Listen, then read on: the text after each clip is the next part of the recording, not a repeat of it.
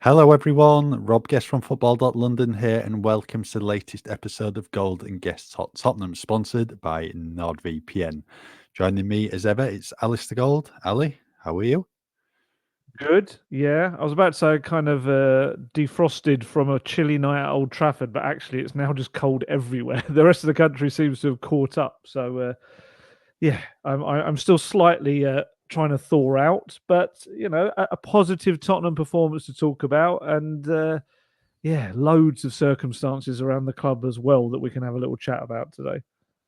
Yes, obviously Tottenham in action on Sunday at Old Trafford, a 2-2 draw. Spurs coming behind twice. Richarlison and Rodrigo Bentancur on the score sheet for Tottenham. Even though Spurs didn't get the 3 points despite dominating play, an awful lot of praise coming Ange Postecoglou and Spurs' way for that very, very impressive performance.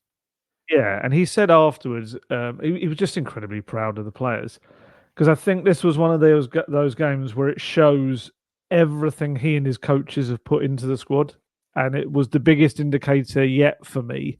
Um, maybe almost the biggest, but that whoever the players are, whoever the names are on the back of the shirt that are put out there, they're still going to play his way.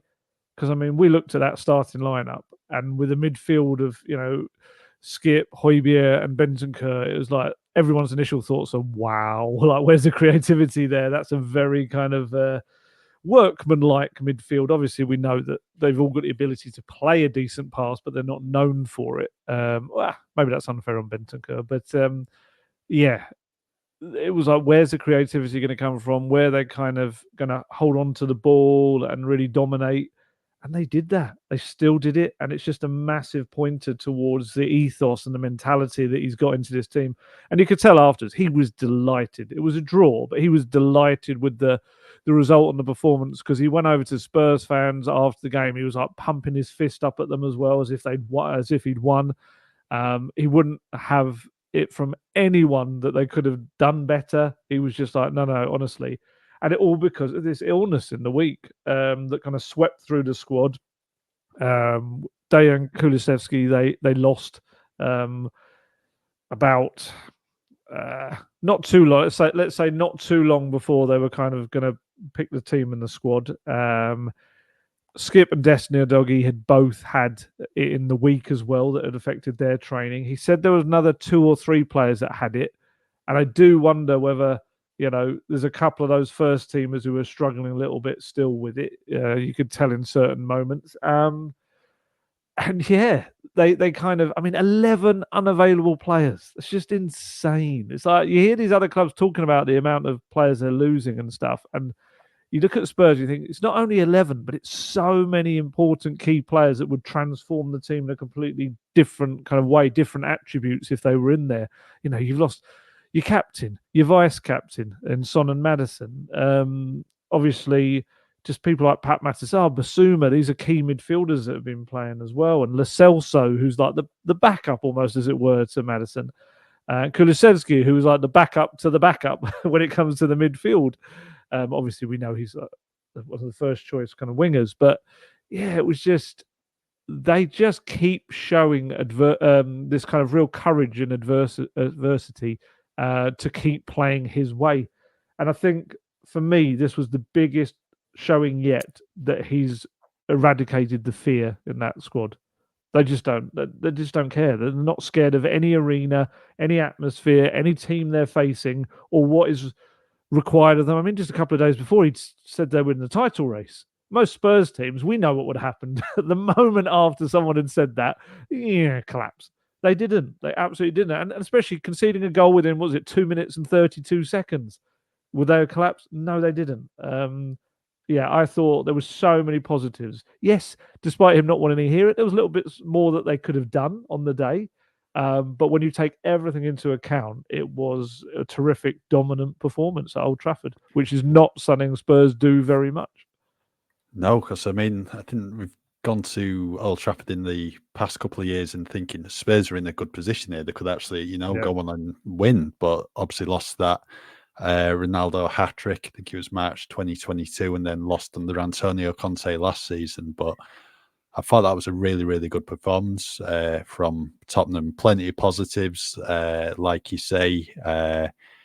And, at a time when you're looking at the amount of unavailable players going 1-0 down against United following that Højlund strike after 3 minutes, things could quite easily have gone the other way, but showed plenty of character and grit, got back into the game and dominated it after that. And I think if there was going to be one winner from that game, it was Spurs, but I didn't think there was a lack of, real clear-cut chances for them potentially after the 2 goals. Obviously, Christian Romero hit the crossbar. I didn't think there was much he could really do with that, given his position with the player in front of him. I don't think he could have really headed it down. It was only going one direction. Werner had a couple of chances. I think the one towards the end of the first half, he probably should have done better with, when he dragged that wide, when he was in a good position just outside the box. But no, all in all, when you consider the missing players, finding themselves behind twice in the game as well, I think you can only take positives from the game. And I think they have sent out quite a warning to the rest of the top 4 that they do mean business in the rest of the season, because when you look at the players who are going to come back into the team, Spurs are really going to go from strength to strength and go up another level or 2.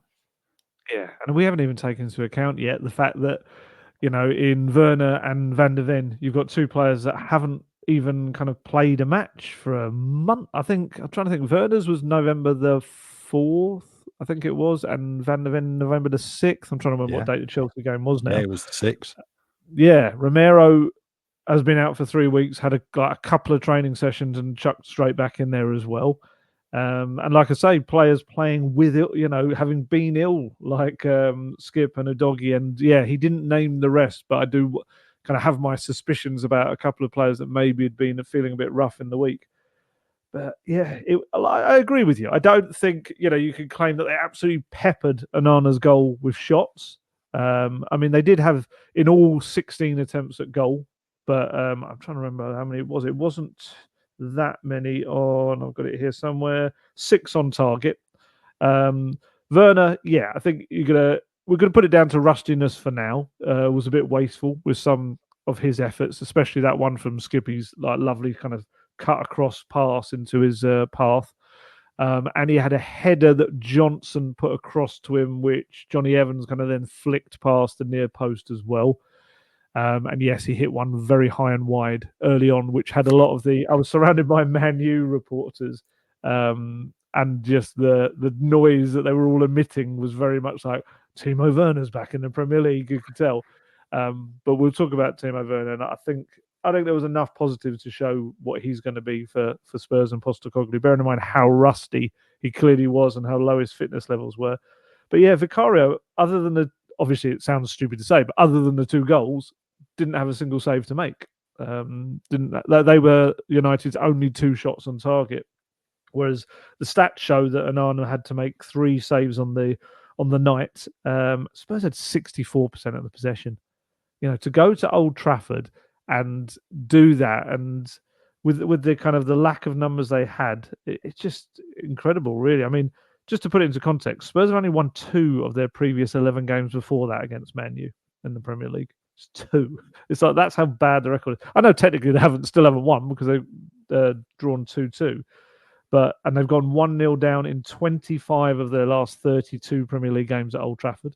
It's just like it's not a place they go and do particularly well at. Yeah, there's the odd statement kind of result, like you say, the 6-1, which that wasn't in front of fans either, was it? Was that? I feel like I remember that. That was one during the pandemic, and this was the first time they've avoided defeat, having trailed at half time in this fixture since October 2005. It just shows it's just like despite however Man United are doing, it's just a fixture that Spurs have struggled in the past on the majority of times, and it's a funny stadium and a funny atmosphere. I would say that. I don't know about you, but I feel like it's one of those places where they want to be entertained, and if they're not, it's very, very quiet. The travelling Spurs fans were brilliant, but there was so many points. Like even when after they'd gone 1-0 up early on, there wasn't like a. And this isn't to really do down Man United fans. It could well be that, I don't know. Maybe it was a mixture of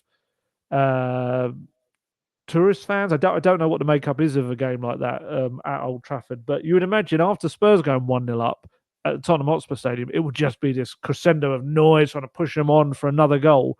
It just was so quiet, and all you could hear was the Spurs fans. What do you make of Old Trafford? You've been there a few times.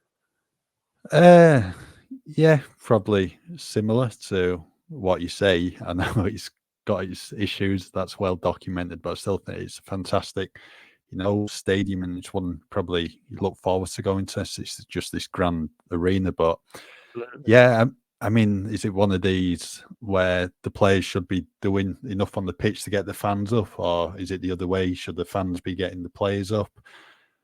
But yeah, you'd be expecting them once to go 1-0 up, pushing them on for more and more. But it might just be a case of frustration because it's just been such a bad season for them this year. But rewind 12 months ago, United were going along really, really well, and then in the final few months of the season, just went off the boil, and you just seem to have carried on. And just going back to Spurs' record against them, I didn't realise it was so bad. So those two wins are basically this season and the 6-1, and this is when United have been poor the past few years as well. It's like a mental block against them. Or like, you mentioned it earlier, the Ronaldo hat-trick game. Spurs were really good in that game. Yeah. They played really well. And essentially, Ronaldo bailed United out. He was like just the star player kind of that day. Just a place, a bit like the Emirates. They just go to and struggle the majority of the time. Very strange. But I think this is going to change now under Ange Postecoglou because just the mindset's so positive. I don't think they fear anyone. And to be honest, teams don't like coming up against Spurs now because they know they're going to be in for a game, relentless pressure over the course of the 90 minutes. And yeah, shame they couldn't get the 3 points up at Old Trafford on Sunday. But when you take everything into context, I think it's such a good point. And like you said, just so many positives to take, especially with, United didn't really lay a glove on Spurs, did they? Other than the 2 goals. And there wasn't much Vicario could have done with them, I don't think. No. The first one's a rocket of a finish, isn't it? And the second one's really nice finish from Rashford into the far corner. It was a far corner, wasn't it? My brain was so frozen at the time. I don't remember that. I think I said that it was one of those difficult ones when I was doing the player ratings for Vicario because he had no other save to make. And the 2 goals he couldn't do anything about, really. It was quite a difficult one to judge. He did well kind of with his handling from crosses. I have noticed that about Vicario. And this is definitely the area where it's sad to say it because obviously you're such a long-standing servant to the club, but I do think he's a big upgrade on Hugo Lloris, is the handling from crosses. He's so confident and dominant in his box, and the defenders around him know he's going to claim that ball. He's not going to kind of punch it or flap at it. He's just going to pretty much 90% of the time, he just catches it rather than trying to punch it. I'm trying to remember if I've actually seen him punch it. I think maybe once or twice. But yeah, just having that. And obviously, they also had the security or the confidence of having their main. It was their main defense back in business. That 4 and Vicario behind them, and it does make a huge difference, I think, to their confidence. Even rusty versions of themselves. There were moments when Romero and Van de Ven had little bits where you could say, "Oh yeah, they wouldn't normally do that. They wouldn't do that when they were kind of fitter and sharper." But I think that was one of the key elements as well of a very kind of fast Man United attack. I think it was Van de Ven said in his interview they were constantly leaving 4 players high up the pitch for Spurs to kind of have to worry about on the counter. But it just shows you that when the right pieces are in the puzzle for Spurs at the back, they deal with the counter-attack so well. They've got so much pace there at the back and so much kind of anticipation. Positioning is really good. And then you've got Vicario able to mop up behind them. It just changes the whole dynamic of the team. And look, that's not to do down Emerson Royal or Ben Davies, who were brilliant in filling in those roles. But just seeing the natural players in their natural positions, you can see what Postecoglou's tried to create there. Yeah, I think with Van der Ven, I mean, he just seems like ages and ages ago since he was last in the top of the team. And it's the same with James Maddison. It's like months Yeah. and months. Feels like But that feels like a different yeah, season, doesn't it? in Yeah. reality, it's 2 months ago, but so much has happened in that time. But yeah, great to see Van der Ven back in the team. He did give Spurs a bit of a scare in the first half when he was found guilty of obviously Oh, overplaying yes. on the ball outside the area. And full credit to Rodrigo Benzica getting back in and winning the ball. And obviously, as well, there was that scare with Van der Ven towards the end when he went Oh, that's down. what you were going to say. That was scary at the end. And that as well, yeah. Yeah. And especially when you're coming back from a hamstring injury, a bad one as well as that, given the way you pulled up against Chelsea and when he went down and signalled, you're thinking, oh no, not again. But yeah, luckily it was cramp and managed to walk off the pitch. And yeah, I think it was just great to see Romero and Van der Ven back alongside each other, because it's just been ages and ages. And I think when you're looking at Spurs' lineup, you're probably only missing 4 players now from it being like the Is that strongest all? possible 11. It sounds I mean, bad, doesn't it? it's still a But that's lot, what but I but that's mean, what I when you, mean. We're so used to 11, aren't we? yeah, Yeah. yeah, Yeah. but yeah, what did you make of Van der Ven then on his return? Yeah, he was, like I say, well, like you say, he had that kind of ropey moment. He had a few little kind of positioning moments where you thought, okay, he's still kind of rediscovering where he's meant to be and what he's meant to do. But like I said, I think just his pace is such a huge thing for Spurs at the back. He's got this almost ungainly style because I think it's just got these really long legs. They're like kind of like I don't know, like antelope legs. They're just huge kind of thing. But as soon as he sets off, it is the fastest thing I've ever seen a human being that size. Kind of the amount of pace he gets in is just you're very unlikely to get away with him. There are a few times he raced down a few of United's attackers, and it is scary with the whole hamstring thing. You know, obviously having had a hamstring injury in the last 2 seasons now, um, yeah, you do worry about him. And yes, I was terrified when he sat on the floor and put his hand up towards the bench. I was like, no. Um, although a terror tempered very slightly by the fact that they now have obviously Radu Dragishin, so they do actually have some cover for a change. But yeah, I thought Van der Ven, he's now going to get this mini break, this period to kind of up his fitness even more. Yes, he'd had a couple of weeks of training, but I think he needed that near 90 minutes under his belt to really just get his sharpness back as well, mainly. I just love the partnership he and Romero have. I just think it's a really nice kind of is it yin and yang? Yin and yang. It's so difficult to say. They complement each other really well. One of them, the aggressive front foot kind of leader type, and the other one more the kind of pacey and the guy that anticipates more. Is a little bit more of the Ledley King about Mickey Van der Ven. He waits for the exact moment to go to ground. He doesn't really like to go into no, he doesn't like to go into challenge, but he doesn't like to needlessly throw himself into a challenge. And they just complement each other really, really well. And I'm fascinated to see how Dragishin fits into that.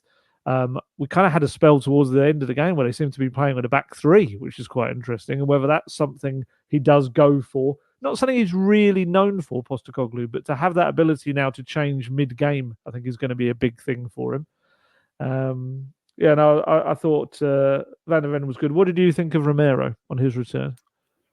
Yeah, I thought he did okay. I mean, for the first goal, looking back on it, it just looks like he pauses ever so slightly, and that allows Hoyland to, get half a yard on him and fire it into the top corner.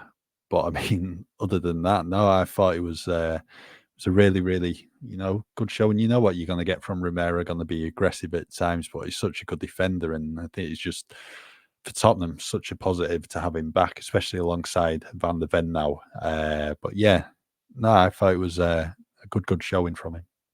A question I've been asked on Twitter, I'll put it to you. What do you make of the fact that it's mainly him and Porro they'll often go into challenges or try to marshal players with this kind of holding their hands behind their back thing to ensure that they're not going to give away a handball or a penalty. Does that? That's the question I've been asked. So I'm going to put it to you and absolutely kind of dodge it myself. Is that affecting their ability to properly make their challenge or to properly make their block because they're concentrating so hard on kind of this odd body shape and having their arms behind their back? I've no idea. To be honest, I don't know I if knew it, you'd give it as well. I don't know if it impacts it or what. But quite a few do that, and I mean, you can understand why in the current climate with VAR, because any touch Yeah. the ball on your hand potentially be given. No, I don't know. It's a strange one. I mean, Romero was done for it at the Emirates, wasn't he? Obviously for a handball and a penalty then. Yeah, I kind of see what people are saying. That I looked at his body shape for the Hoyland goal early on, and he's not. It's almost like he's leaning backwards. He's so desperately trying to not get an arm in the way of any potential shot that he's almost saying to him, "Yeah, go on, have a go, have a crack. I'm not going to get in the way of it," kind of thing. He's a bit.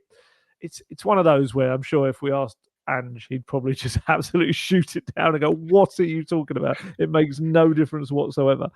But I just thought I'd put it to you because it was something that had come up on social media, and obviously everything on social media is well worth talking about.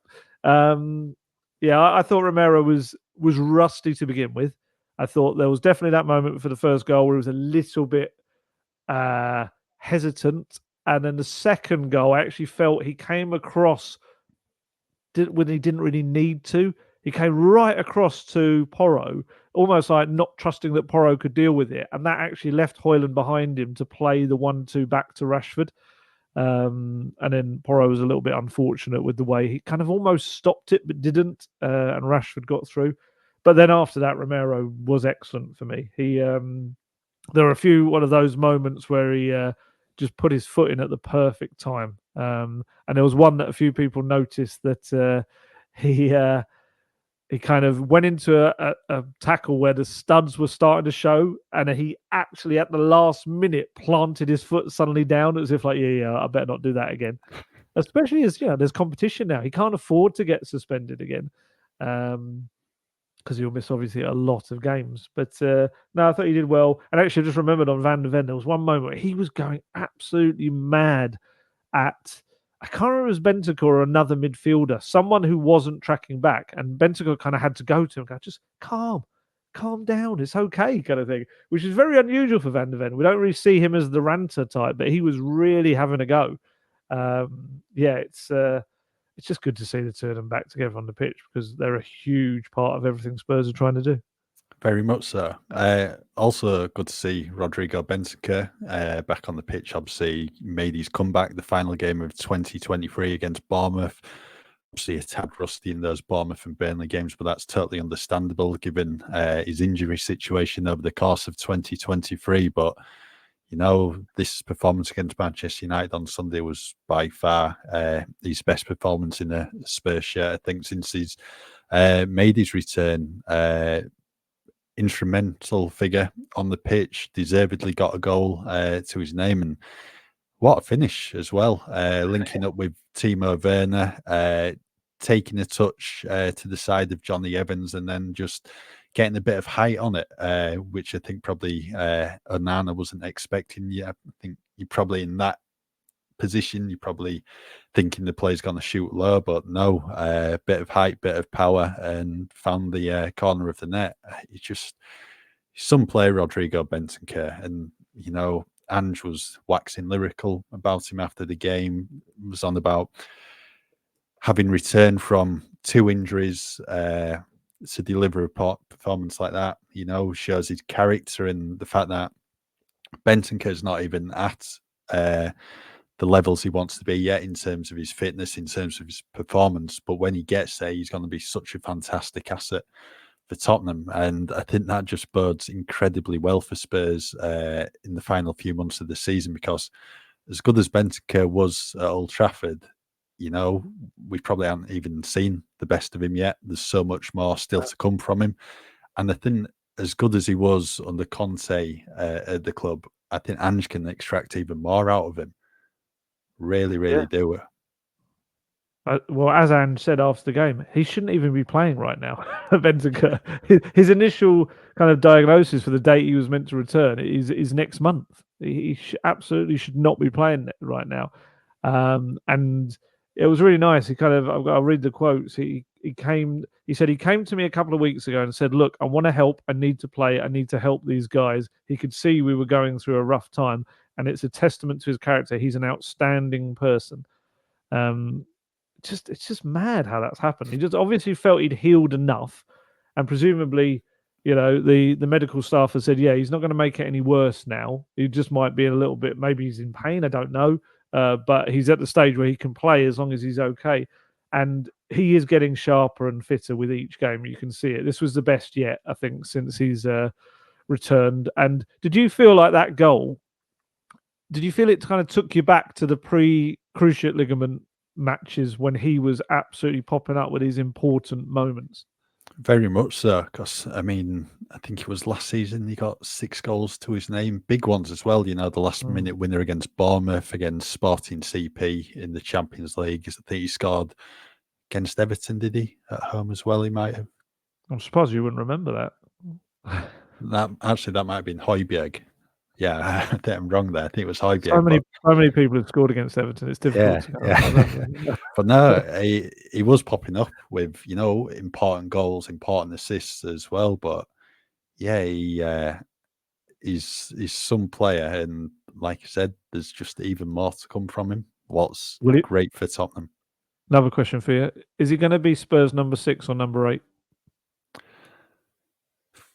This is the thing. This is the good thing about him. He's versatile, isn't he? Depends what Ange wants to do. Maybe he wants Bissouma in the number 6 role. Does he keep Bentancur there? There's so many midfield options. There's so many, different ways Ange could decide to line up with his midfield once everyone returns. Maybe is it a case of just playing at number 6 for now whilst he, gets back to his levels, and then do you push him forward into the number 8 because he can influence things in the final third, can score as well. It's a good headache to have for Ange. It really is. Yeah, he was kind of rotating at times with Højbjerg in that number 6 role on Sunday night. They started the game. We could see quite clearly the way they lined up was Bentancur in the anchorman role. But yeah, there were points in the game. I think Højbjerg's natural inclination to come back kind of means that he's sometimes going to be in that number 6 role. Yeah, in terms of where he ends up playing, like you say, it can be anywhere at any time in that midfield. I think Postecoglou kind of let slip, didn't he, when he got that ankle injury, that it had ruined his plans to play Bissouma and Bentancur together. So presumably that's what we'll see eventually at some point. But it just, I mean, we're going to talk about the various options and what Spurs starting 11 could look like if we ever get a scenario where everyone's fit. But there's a lot of competition there. There's a lot of players who might consider themselves that they should be starting and main star players. There's suddenly people pushing them for their spots all over the place. And that's the beauty of the versatility that he has in his squad as well. I mean, we spoke about it with the defence. Dragusin naturally pushes Van der Ven and Romero. If they have a little bad period, easily Dragusin comes in on either side because he can play on the left, he can play on the right. He's got no issues kind of what side of that defence he plays in. And in midfield, Bissouma, Sarr, Maddison, Lo Celso, Bentancur, Højbjerg, Skip. It's just ridiculous. And Kulusevski can play in there as well. It's just crazy the amount of options they got, which is why when you kind of, especially with the number 6 role, when you see them linked with other number 6s, you're like, what? Really? Have you looked at the Spurs squad? But yeah, I thought Bentancur was superb, and it was such a kind of sucker punch time to score as well. Just after United probably went into that second half thinking, okay, lads, here we go, let's get another one, and it just immediately pinned them back. And yeah, I did feel like it was the old kind of not match winning in this case, but the game turning version of Bentancur we've seen, and another one who can use this couple of weeks kind of wisely, I think, to to get himself recovered and rested, obviously, but also putting a lot of work on the training pitch around that in terms of just upping those fitness and sharpness. Yeah, I thought all the midfielders were great at Old Trafford. I think need to praise Oliver Skipp as well. I think this was probably his best performance of the season in, not a natural position for him, operating as a number 8. He's a number 6, and we've only seen bits of him in that position so far this season, with Ange tending to use him off the bench as a number 8 and to get forward. But no, I thought it was really, really good with the ball. I mean, that pass to Timo Werner was absolutely incredible. Very similar to, I don't know if you remember, David Silva played the pass like that when City won 6-1 at Old Trafford for Dzeko's goal, just like a nice low daisy cutter. Yeah, really, really good pass. Then I think it was involved in the second one as well. What actually started from a really good ball from Romero, what dissected the United midfield. Skipp then played it to Werner, and Bentancur did the rest. Yeah, I think this is a time when you need Oliver Skipp to be standing up and, making his case, because there's so many options in midfield. And let's be honest, when it comes to naming Tottenham's strongest midfield, he's not going to be in there, but he's still a good option to have off the bench and bring him into the team when he needs to come in. But now I thought it was a really, really good performance from him, and I think probably made his case for a start against Man City. And he'd been ill. It's just crazy. Yeah. You've got to also kind of, that just knocks it even further up in my estimation. It was a strange role for him, to be honest. It's almost like Postecoglou just told him, just go out there and cause chaos, run at them at the top. He often was leading the press at the top of the pitch, and they were just saying, just go up there, harass them, annoy them, be like that buzzing fly in their ear, just constantly kind of cause them problems. And it worked. He really unsettled their passing game, and it was quite funny. I saw his on the team sheet when I looked to begin with that Christian Eriksen was starting in midfield, and this is no lie. And the same with the guy that reports on, one of the Man U beat reporters next to me. When Christian Eriksen came off, I actually said, "Oh, I forgot he was playing." I genuinely forgot Eriksen was playing, because he just. We've been used to, kind of in previous years, seeing Eriksen kind of run games for Spurs when he was in his kind of pomp. He just seemed to barely be involved in the match. He was like a bystander at times. And I think a lot of the issue was that he had Skipp kind of buzzing around there and just causing all kinds of problems. And because Eriksen obviously Fernandes was kind of the tip of their midfield, and Eriksen was a little bit more withdrawn. And yeah, I thought Skippy played so well. Incredible energy levels for someone that's been ill, especially, played, I think it's about 84, 87 minutes. It was a long period of the game. And yeah, that pass was beautiful. It was one of those where, David Silva or De Bruyne does it and everyone raves about it afterwards. It's just such a shame that Werner kind of messed up the end product, because it would have been a brilliant assist. And yes, he did play it to Werner for the goal. Probably slightly put it to his left, but actually that ended up being perfect, because he turned and saw Bentancur running in and steaming in and pointing at where he wanted the ball. He just did really well, Skippy. It was, you absolutely summed it up perfectly. He comes in and he does what is asked of him and what they need. He's not going to probably ever be the most fashionable player. He's not going to be the headline maker in the team. He does have his critics this season.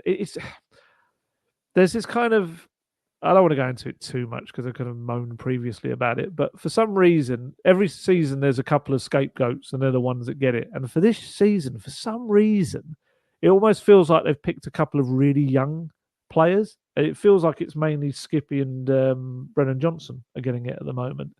And it's just, I don't know, maybe because, you and I do a lot of stuff on the academy and covering the young players and knowing how much like development goes into these players and how much they still have to learn. I just feel it's such a shame when people write them off so quickly when they're so young. And like some of the questions about Skipp is that he doesn't have any technique. Sorry, did you see that part? The technique involved in that pass to Werner is that just premium kind of technique. And obviously I've seen so much of him in the academy before he even got into the first team, and he's got terrific technique. I think with Skippy, the key is for him, he's got to play in his natural position. That's it. It's quite simple. He can do you a job like he did on Sunday, But if you put him in that number 6 role, and the question obviously remains, is he ever going to really get a chance in that with the other players available in that role? I think he'll be superb. You know, he went to Norwich and had that amazing season on loan, which really kind of made his name to begin with. But I feel like criticism for a match and a performance is absolutely fine. There's nothing wrong with that at all. And people are quite entitled to criticise a performance. But when it becomes this thing of a constant, they're not good enough, they're rubbish, why they're at this club, why does it? And it just, it's so draining. And you just kind of think, these guys aren't 28, 29 in their 30s, 22, 23 years old. And there's so much more for them to learn and evolve as a player and do. And Skippy was excellent. I thought Højbjerg was pretty good. I wouldn't say I thought he was great. I thought he gave the ball away a few times, but his work rate, as always, was superb. And what he did a lot better, I felt, albeit with the odd misplaced pass, was that when he did come back, and we've spoken about this previously, sometimes he's not quite as confident as Bentancur is at receiving the ball from the defence and playing it first time out to the flanks. He sometimes shies away a little bit from that ball, and it's that moment of hesitation that allows the press to work for the opposition. Whereas, oh my goodness, the amount of times on Sunday that Man U just didn't know what to do because either the ball was spun out to the flanks and they were around the press, or the midfielder would suddenly spin and get away from him. Højbjerg did it. Skip did it a few times. Actually, I think Skip did it for that pass, didn't he, to Werner? I think that was one where he turned with the ball. And of course, Bentancur does it constantly. It's like the old Moussa Dembele trick, like the little pirouette that they do. And it just gives them the options because the player doesn't know, are they going to spin it out wide or are they going to turn me if I try to block the pass? And Højbjerg definitely did that a lot better, I felt, on Sunday. And it's one of those where I'm going to put this question to you. Do you let him leave in January? I've asked you this probably months ago, but I think with the current speculation, I'm going to repeat it. Do you let him go? I wouldn't let him go. No. No, I don't think you would. No, I've said it numerous times. Yeah, when you look at his contract status, this month is the ideal time to let him go because you'll get a bigger transfer fee than you will in the summer when he's down to his final 12 months. But if he can help Spurs finish in the Champions League, how much are you earning then? So for me, it just makes sense to keep him, unless obviously there's the opportunity there for a permanent move away and you can sign Conor Gallagher from Chelsea. But if you can't, I'd keep Højbjerg till the end of the season because we've seen it time and time this season, how influential he has been for Spurs off the bench in games. The Luton one, particularly when they went down to 10 men following Bissouma's red card at Kenilworth Road, helped Spurs, nullify Luton and manage to get a win. We've seen it loads of times off the bench. That's probably his best role under Ange, just coming on, helping see out games. He did that against Manchester United and Bournemouth in August. He's done it countless times. So for me, I'd keep him. Yeah, I think he's another Perisic for Ange. I think Perisic, had he remained fit, we'd have seen him constantly used in matches throughout the season, whether it be starting or mostly from the bench. Just that experienced head when they need it to kind of put in the vital little moments and touches and know-how of what to do in certain scenarios. And yeah, I'm exactly on the same page. I think if they get a really good offer comes in for him and they have a plan to replace him with someone else, fair enough. Because I do think come February, if they've got everyone fit, and that's the best case scenario, then yes, his game time is going to be severely limited, I think. But I think if you're not going to get the right offer for him, and like you say, get a deal for someone like Gallagher lined up, he could just be so important as the games come thick and fast as the kind of the season goes on. Neither of us have ever been on the Højbjerg hate train. I think we've always kind of seen what he can bring to the team. Do I think he's a guy that I would start week in, week out now? Probably not in the Postecoglou system, but I do think he's got a part to play. And I don't know if the drop in value from 18 months to 12 months will probably be too much in the price tag. It will be a little bit, of course, but I don't think it will be quite the drop off you'll get going from 12 months to 6 months, let's say. Yeah. I think they'll still get a decent deal from him in the summer. And I do think that number 8 that they would like to still bring in will be very much dependent on Højbjerg, and we'll see what happens with him. He doesn't look like he's kicking up a fuss. He doesn't look like he's sulking in any games. He's still giving absolutely everything he can to the cause, and I think that's a measure of the person, really. Yeah, I mean, in terms of the transfer window, it has been incredibly quiet in the Premier League so far. I didn't saw it the other day. It's only been like 5 or 6 transfer incomings, something like that. Spurs have done almost half of them. Yeah, it's just been so quiet. And we got another 16 days till the window closes. Things will pick up, obviously, in the last couple of weeks of the window. But yeah, for me, you just keep Højbjerg. That's just a no-brainer. I guess most clubs probably can't spend money at the moment either. These getting docked points here, there, and everywhere for overspending. Yeah. Right. We'll quickly move on. Ali, do you want to let everyone know about the benefits of using NordVPN? Of course. If you're not aware by now, the Golden Guest Talk Tottenham podcast is sponsored by NordVPN, and you can use the service in a host of different ways to enhance your internet experience. NordVPN is the fastest VPN in the world, and that means there's no buffering, no lagging, and you can stream your favorite shows from anywhere in the world without your bandwidth throttling. Something I've used many, many, many years, as people always kind of hear me extol the virtues of NordVPN. I used it way before they came on board as a sponsor of the podcast, whether it be to watch movies and TV shows abroad that otherwise I couldn't, just by setting my device to thinking it's back in the UK, or whether it's to kind of watch things from other countries, or just even to make your device that little bit safer if you're using a public Wi-Fi when you're out and about. And not only that, but the Outlander NordVPN subscription is cheaper for you in the long run. And that's because you can purchase streaming services or bookings from other countries at a much cheaper rate. So, for example, you might be able to book a flight from another country and it could be cheaper than booking it as if you're in the UK. So it means you're paying out for Nord, but you're actually saving money overall. There's a whole host of other benefits from signing up to NordVPN, so why not give it a go? You can grab your exclusive NordVPN deal by going to nordvpn.com/goldguest to get a huge discount off your NordVPN plan, plus 4 additional months for free. It's completely risk-free with Nord's 30-day money-back guarantee. Right, let's discuss Brennan Johnson and his performance at Old Trafford, because you touched upon it earlier. He's becoming a bit of a scapegoat, it's fair to say, for fans. Joined from Nottingham Forest in the summer, and it's fair to say we've not really seen the best of him so far. There is still so much more to come from the Wales international.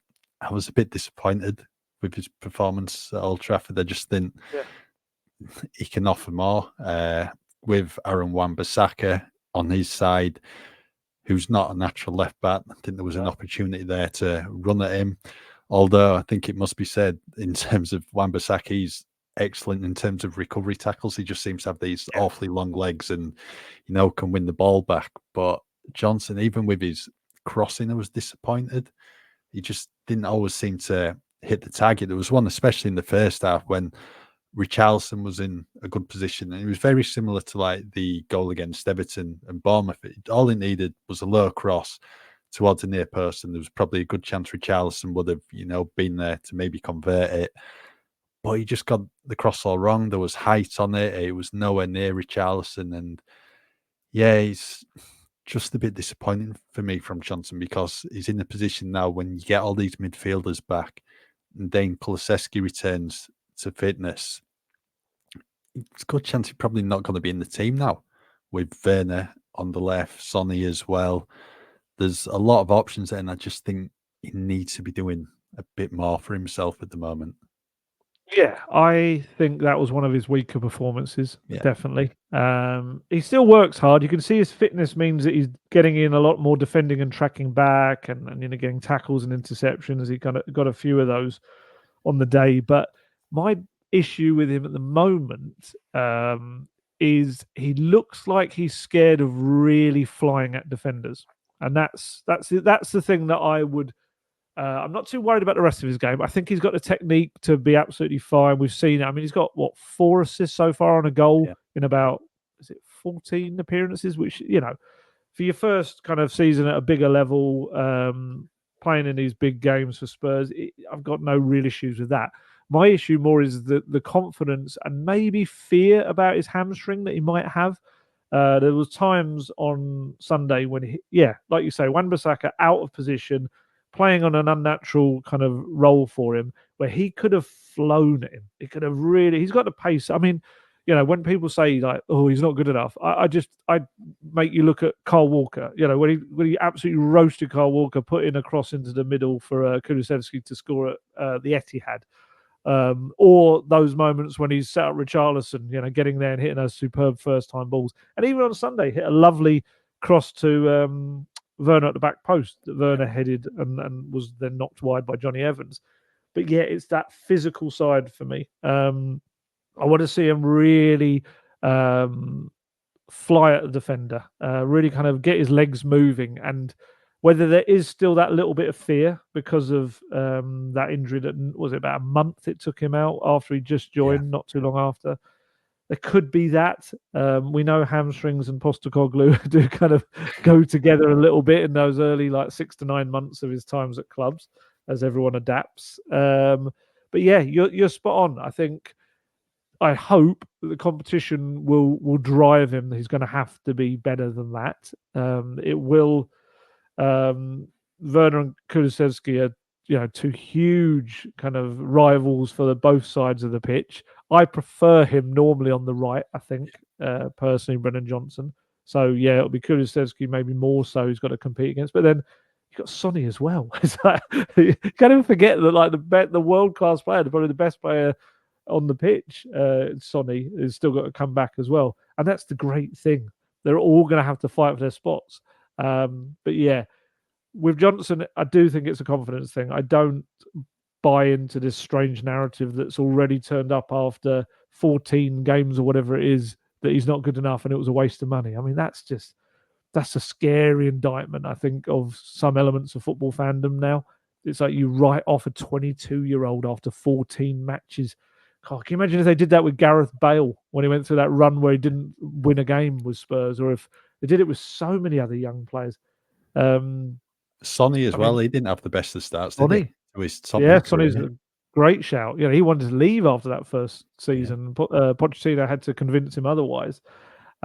Just anyone, and sometimes there's players with injuries. I remember Steven Gerrard used to get a lot of back problems, didn't he, early on at Liverpool? If he got written off, or there's so many examples of players that have just taken a little bit of time to adapt. I think people maybe think that it's only foreign players that need to adapt.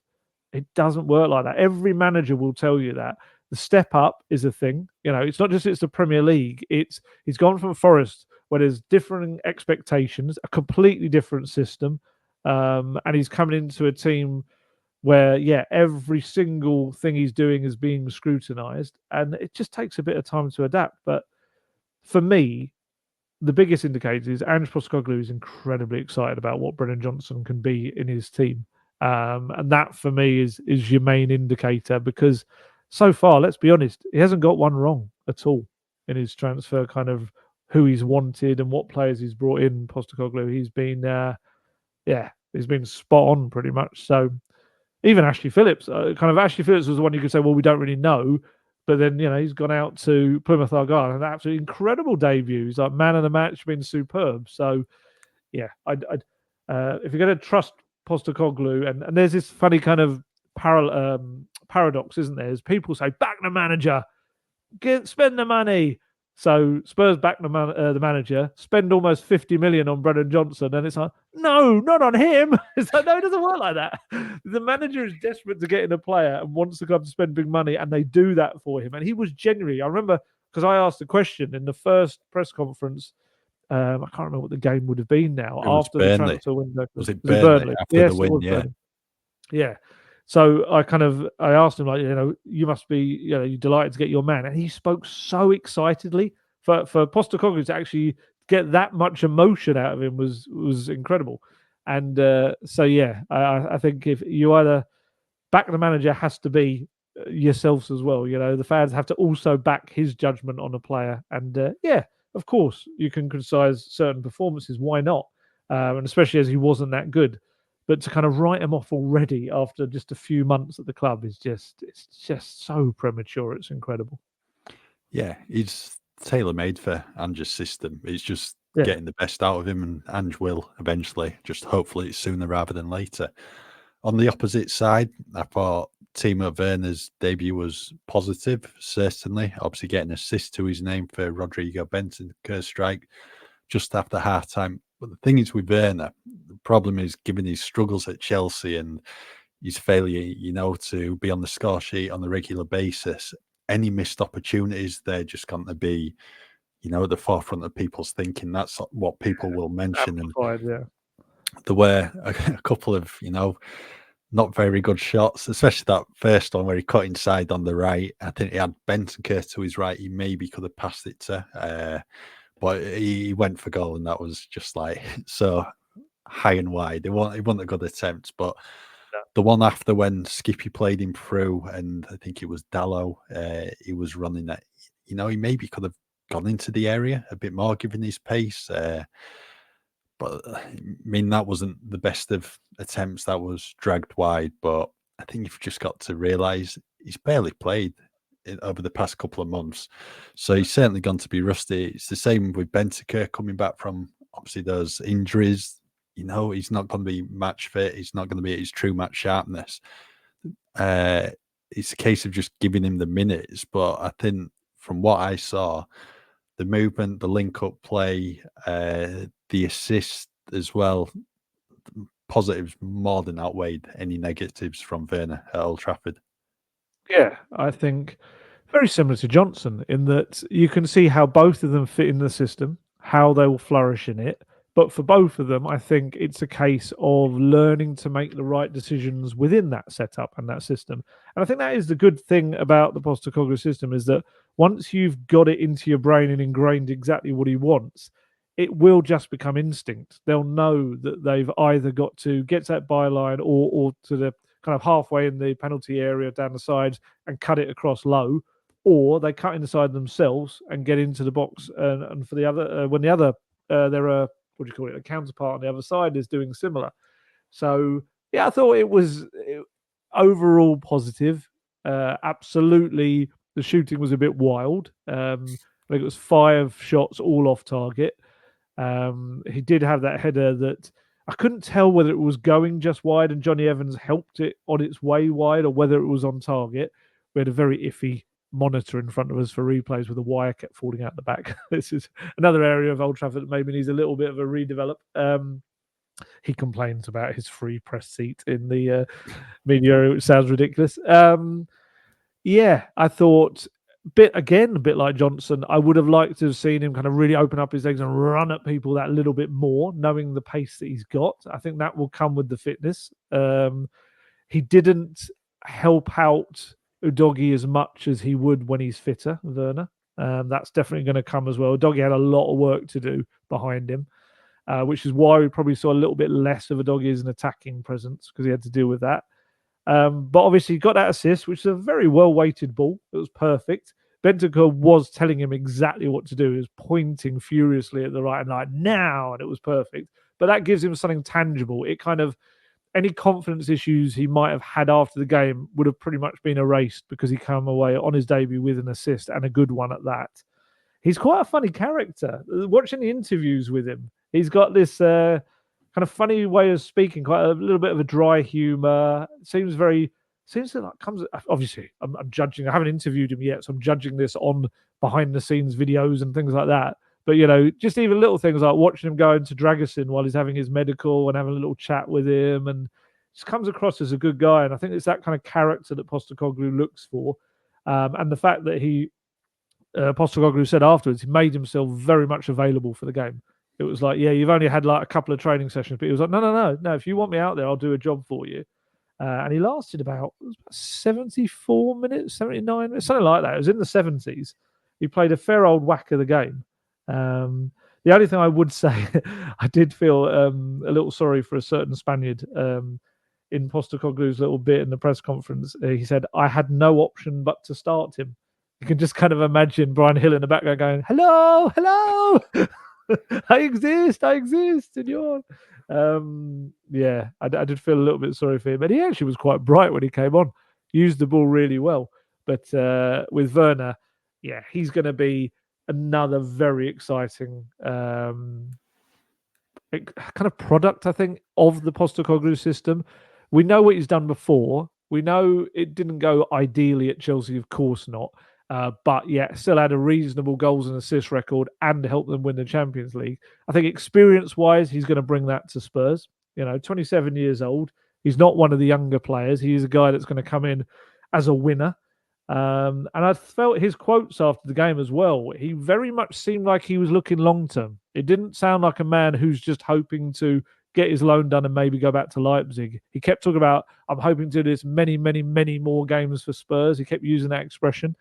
And hopefully that works out for him because he brings something a little bit different on that left in terms of the way he plays. And yeah, the options now, I was going to say if everyone's fit, are just ridiculous. With him and Sonny down the left, Brian Hill there as well, if he remains here at the end of the window. Johnson and Kulusevski down the right as well. Obviously, Richarlison through the centre, who can also play in either of those kind of wide roles. Yeah, there's a lot of options there. Manor Solomon as well. Forgetting about Manor Solomon, who's on his way back soon as well. And he can play pretty much on either side. So yeah, it's the dream scenario that Spurs don't have so many injury problems because suddenly you could almost argue they go from having the most injury hit weakest squad in the Premier League to maybe having one of the strongest squads in it.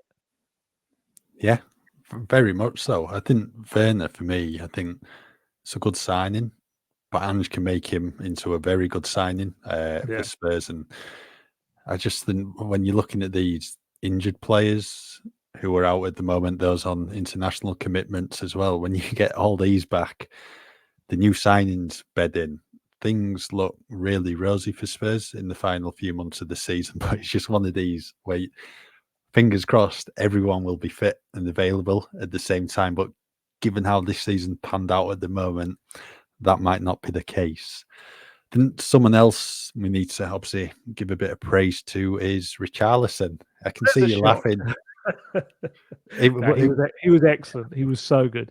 Yeah, I thought that was probably one of his best performances in the Tottenham shirt, and that was at both ends of the pitch. I thought his defensive work was incredible. I think it was Ericsson he tackled on the edge of his own box. It was. I think, he worked his way back.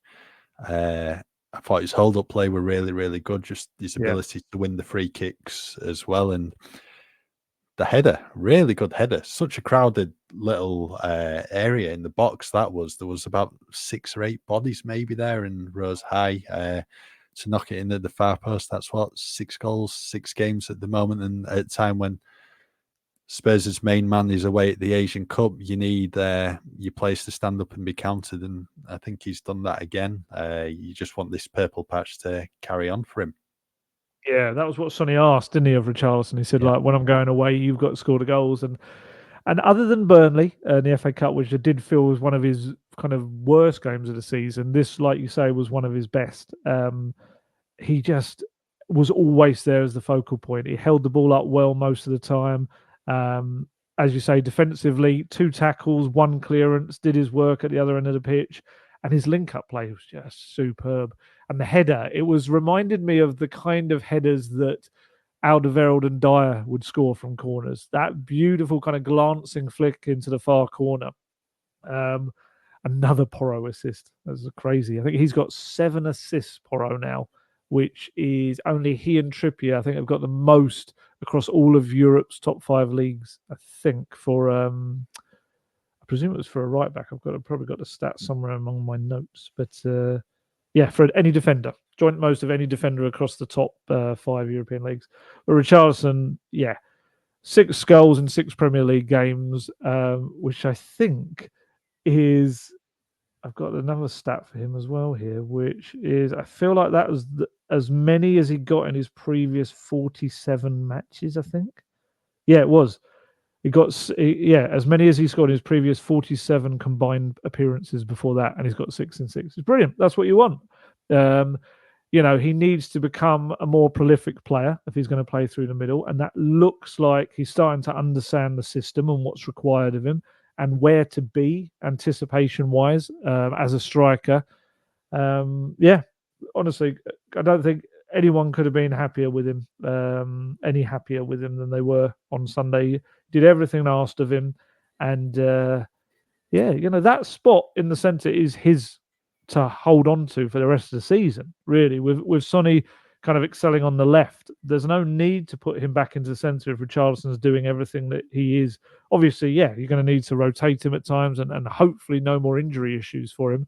But this was a really encouraging, promising performance, and yeah, I think no one scored more than him since the start of December in the Premier League. 6 goals. I think it's Solanke's got the same. Yeah, and I think he scored more than any Arsenal player as well now. I think that was one of the stats going around as well, because Yeah, obviously I did see that. Yes, they were taking the mickey out of Spurs last season, given his struggles in front of goal. But I think his Spurs career now is finally up and running, and I think that's probably down to the surgery as well. What he had at the start of November, he just looks freer, looks more like his old self, and the goals are flowing. So fair play to him. Right, you were at Ange's press conference on Friday, and one of the notable things he said was Spurs are in a title challenge. Agree?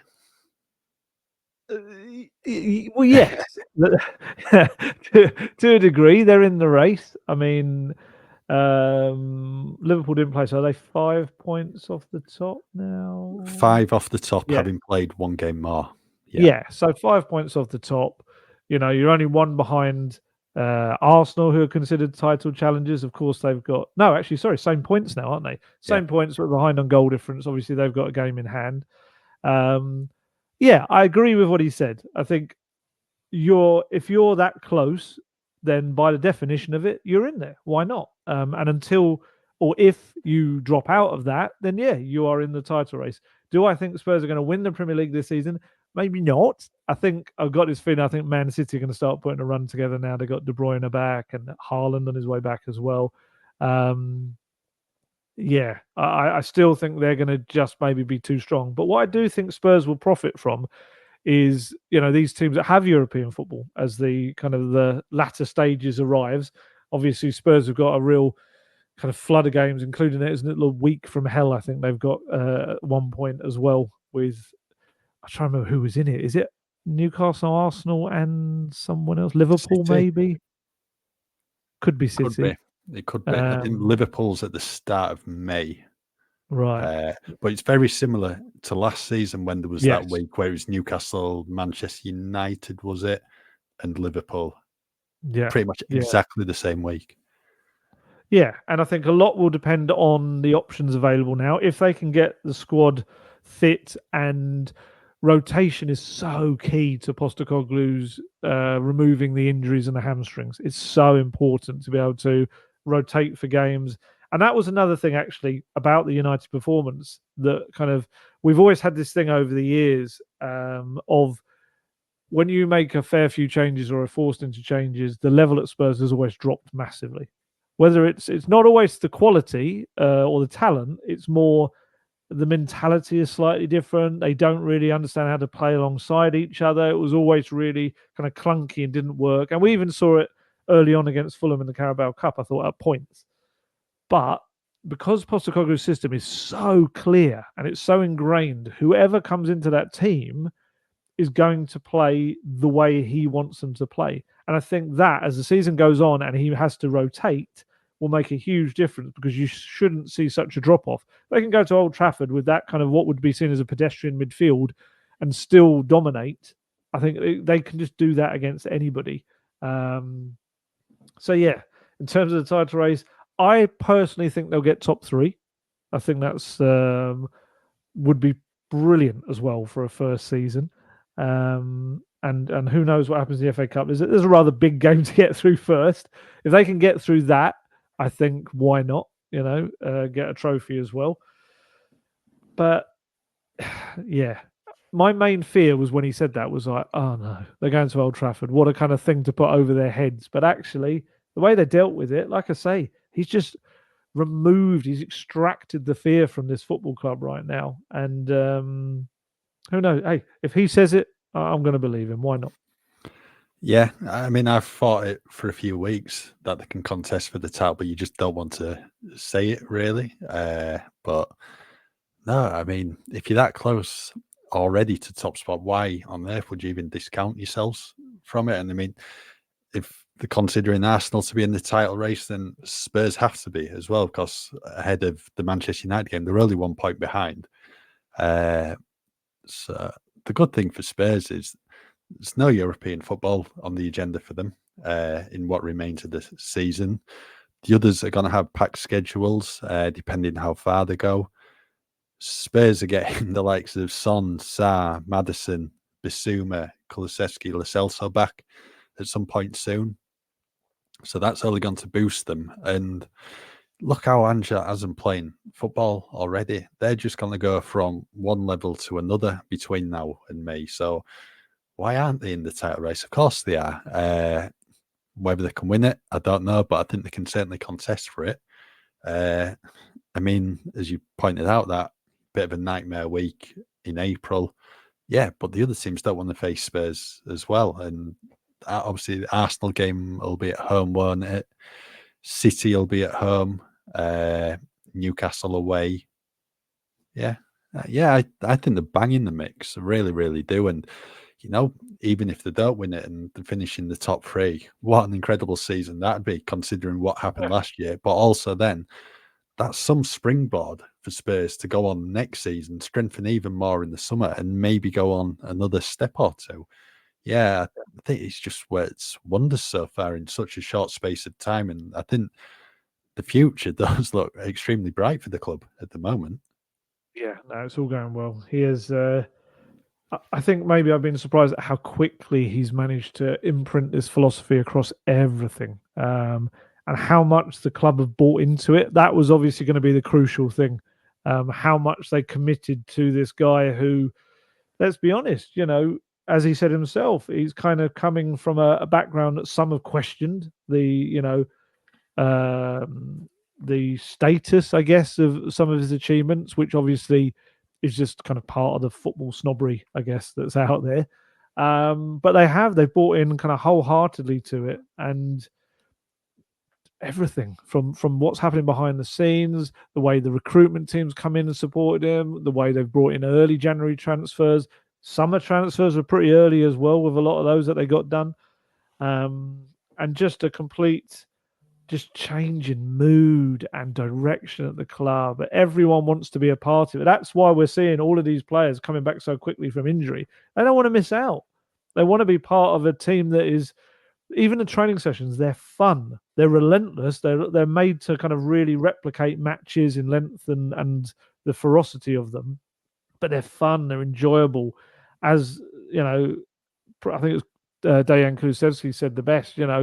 We're playing the football kind of we always wanted to as when we were young, but it's just within this very clever kind of tactical system as well, and everyone wants to be a part of it. Like, even in the last month alone, you look at it. Chris Davies turned down a move to be the first, like his first managerial role at Swansea.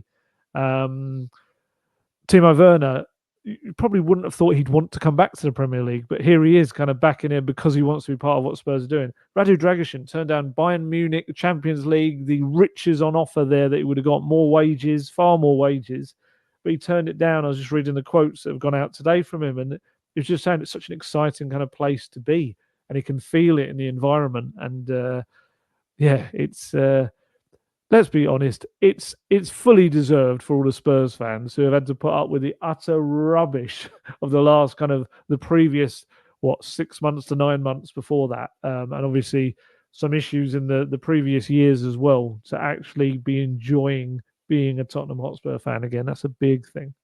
Yeah. So obviously, with all these players set to come back at some point, and say if everyone is available, what exactly is Ange's strongest team? I mean, for me, it pretty much picks itself. Obviously, Vicario in goal, Porro, Romero, Van der Ven, Doggy, Bentancur put in the number 6 role, James Okay. Maddison. Yeah.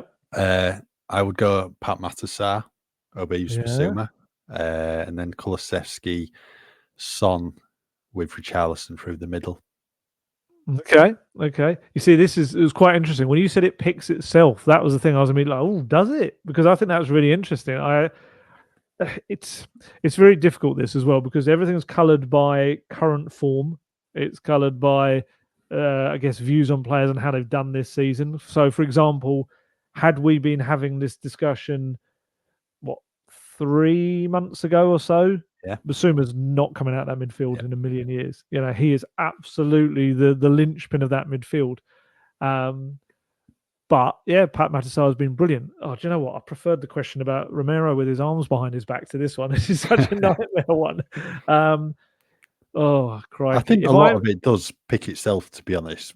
To be honest, when you're going into a Spurs game, you know who's going to be pretty much starting, don't you? When everyone's fit. I don't think so. Really? Not now. I think now you do because of the amount of injuries. But when in an ideal world, if they had every single player fit and every player at the top of their form, which I know is never going to happen in real life, but all right, I'll do my 11 for now. If every player is flying and on top form and they're all available, I think, yes, it picks itself in terms of the back four and the keeper, although Radu Dragusin is going to have something to say about that, I think, at some point. I would probably say Maddison, Basuma, and Bentancur. And that's very difficult because I think Pat Matasar has been such a huge part of what's happened under Postecoglou this season. But I think maybe as the younger player, he's the one that has to kind of fight that little bit more. I don't know. It's so difficult. Up front, I think it's difficult. Yeah, I think you would go for the kind of the OGs. I think you would go for Son, Richarlison, and Kulusevski. But I do think that Werner and Johnson are going to have something to say about that as well, and that's brilliant. That it's such an important thing, and this is what I mean. He's going to be able to make changes, and people are going to whinge about it. We're all going to whinge about like, oh, why is that player playing instead of that player? But the level shouldn't drop. Yeah, it's very exciting. It really is. I think the only one, and this is no slight on Fraser Forster, it's not meant to be, but more, I think that's the one position, maybe if you lose Vicario, you're a little bit worried about how Fraser Forster deals with the kind of the demands of being a Postecoglou keeper and building up the play from the back as quickly as you're meant to. Whereas everywhere else on the pitch, probably there's a very decent alternative. You can maybe say Emerson coming in for Porro is a different kind of right back, but Emerson has more than deserved his kind of place in this season because of his exploits for the team in every other role. At left back, I'm sure when Ben Davies is fit, he'll be absolutely fine. We kind of haven't really seen him properly as the left back. It was one game he played, but he was carrying an injury. Was it Fulham? I'm trying to remember when it was. He just didn't quite look right. I think he came off. Might have even been at half time. I think that was one where Emerson came on and went to the left. Palace away. Yeah, that was it. Yes, and who knows? Ryan Session's got a little bit of a Postecoglou used the word a little niggle in terms of he obviously came back from 11 months out and probably just felt a little bit tight, a little bit stiff after kind of being in a game that he wasn't actually meant to come on in.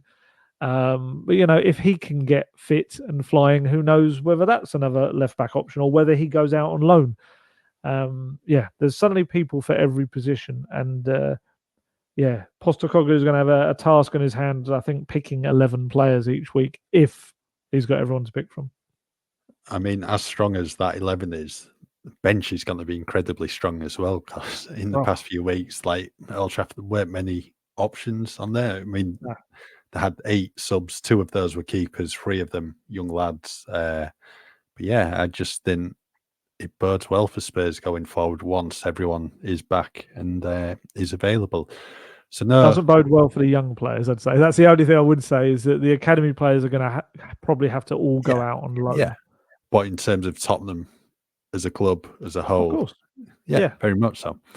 Right, so no Premier League game this week as there's a winter break going on at the moment. Obviously, this round of Premier League games has been split over 2 weekends.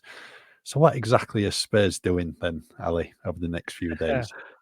They're not getting their time off quite yet. They were back in straight away on Monday doing the starting 11 were doing recovery work, and everyone else is going through a proper training session.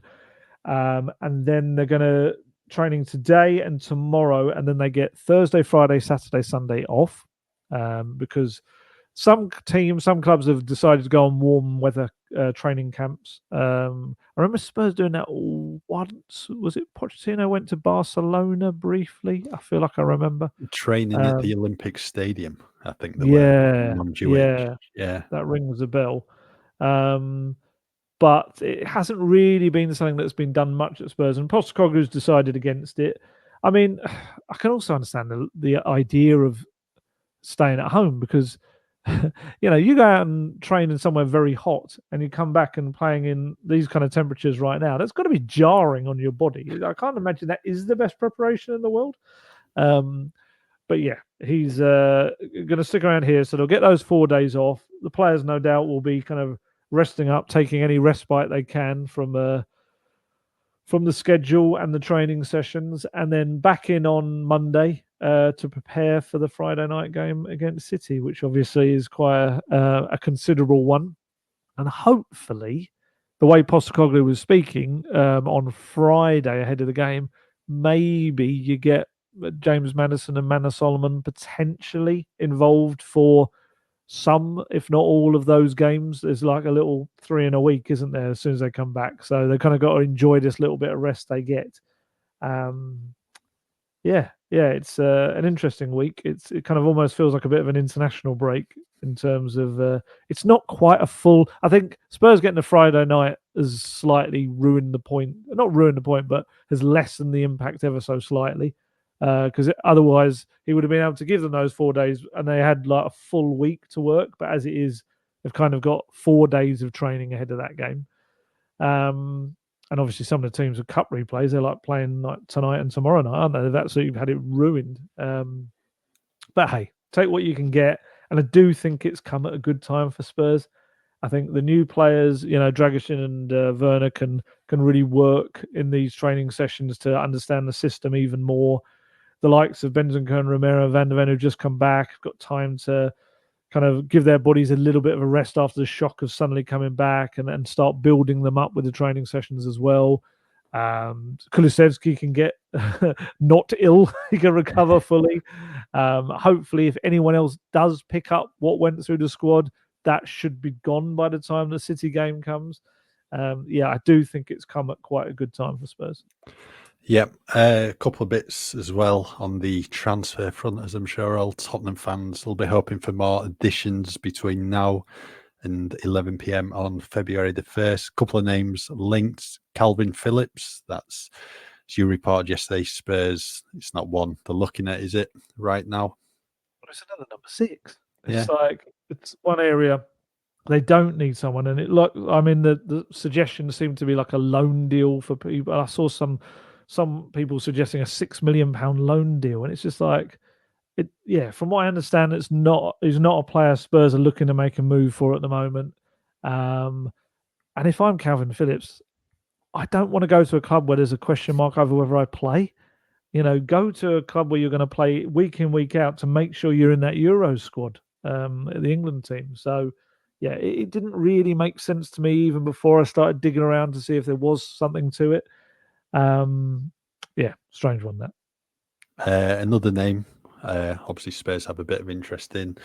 Jonathan Rowe, Norwich City, young lad. I think he's come through the system at Carrow Road.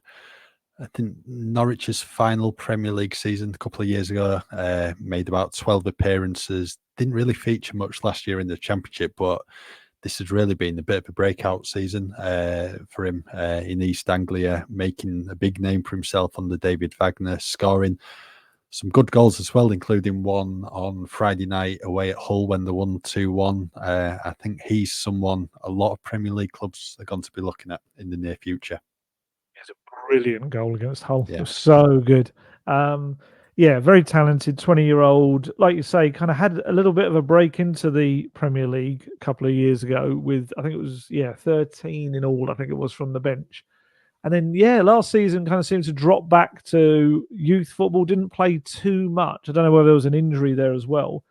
But this season, he's just been on fire. He scored in the first 5 games of the season for Norwich in each single game. One that Spurs are interested in, but like you said, there's a lot of other clubs looking at him. Whether Spurs do end up making a move or not is another thing. They haven't at this point. There is a part of me that feels like there's a transfer like that coming in the remainder of the window. Buy a young player, potentially loan them back kind of deal. I wouldn't be shocked if we see that kind of move. What position that comes in, maybe even the number 8. If Højbjerg is going to stick around, maybe they get a number 8 who can. Is it Vermeeren, the Belgian player?